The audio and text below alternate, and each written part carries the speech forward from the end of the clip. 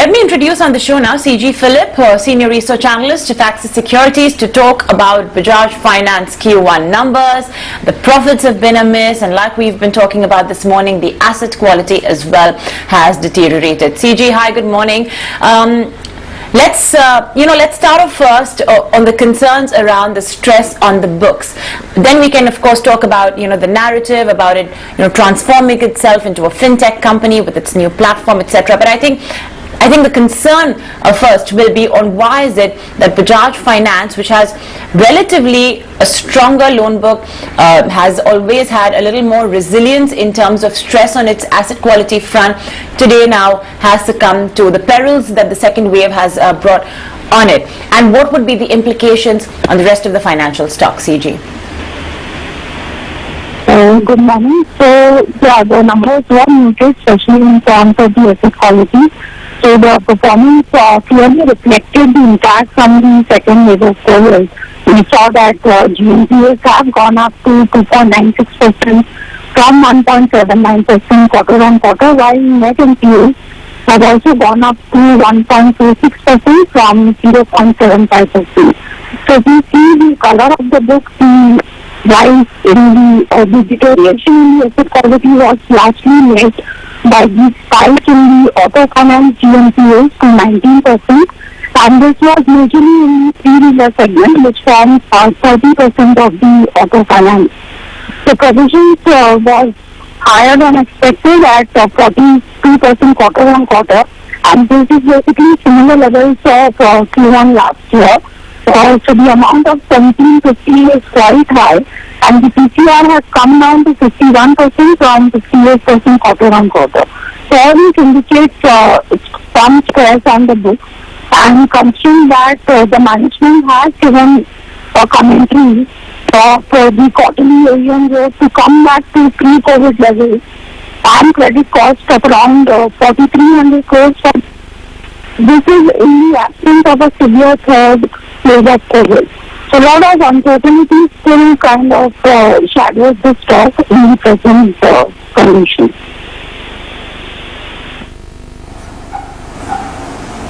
Right.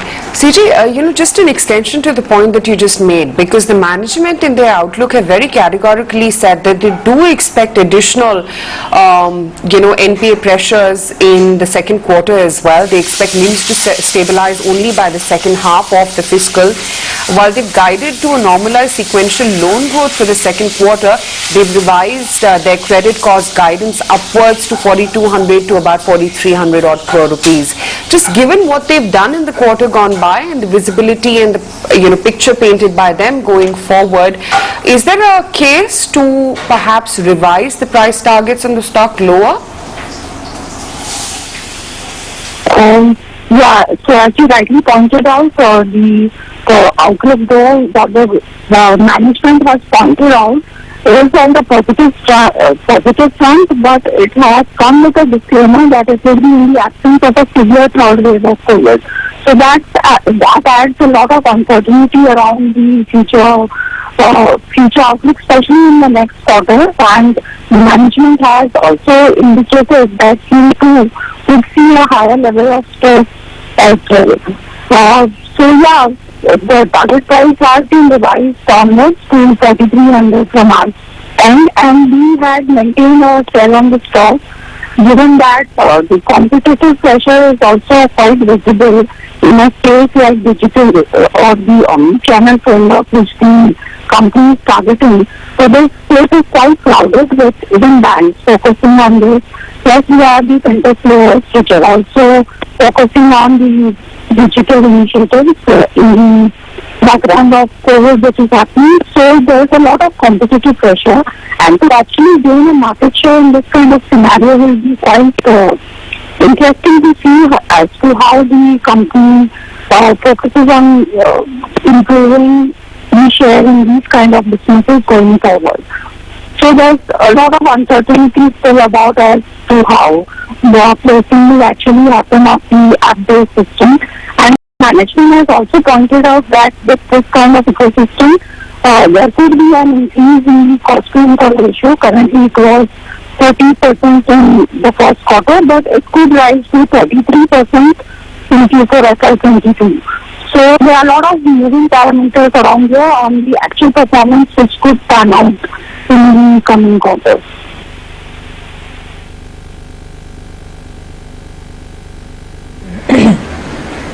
CG, how do you look at the platform and payments initiatives? Do you think that, I just want to move away from what we've just seen in the quarter gone by and perhaps in the next 1-2 quarters to come. How do you look at this entire platform and payments initiative? Do you think it sort of catapults Bajaj Finance's image of sorts from being, your traditional BNPL company to one of those more new age stocks that, excites investors? Yeah, so the initiatives which Bajaj Finance has taken, firstly that the setup of an omni-channel rollout. So this would be helping customers to seamlessly go through online and offline channels. Also, it is in the process of launching the integrated payment solution through Bajaj Pay, which will comprise of UPI, PPI, EMI and credit cards. But as you said, that placing this ecosystem will put some pressure on the OPEX part. And if you see that the moat which the company had, the monopoly which the company had, was in the consumer financing space, where it was the market leader. And it is moving into a digital initiative ecosystem, which, as I pointed out earlier, is quite crowded, so as to say. So to gain a foothold in that kind of space may take some time. We have seen that Bajaj Finance has been able to do some good work in kind of initiatives. If you look at the past performance of the company 10 years or so, where the company has been able to boost and gain some good market share in initiatives which it has taken earlier. But the initiatives which it has taken presently, we have to wait and watch, because here we see that the players are quite competitive. We have the banks trying to gain a market share in these kind of digital initiatives as well. We have the fintech players who are aggressively targeting a market share in this kind of space. So we'll have to wait and watch as to how this actually plays out in the coming quarters.